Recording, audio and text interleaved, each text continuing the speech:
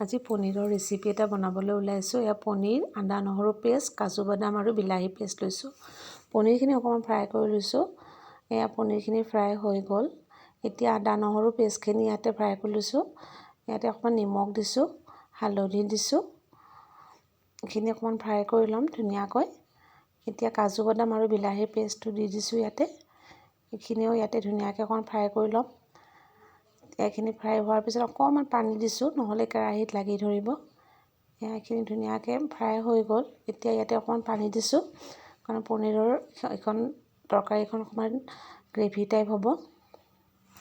এয়া পনীৰখিনি এতিয়া দি দিছোঁ, প্ৰায় হ'বলৈ হৈছে পনীৰখিনি।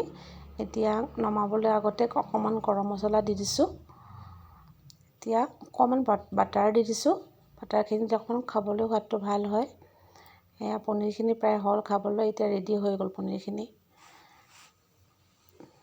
এয়া মোৰ পনীৰৰ ৰেচিপি ৰেডি।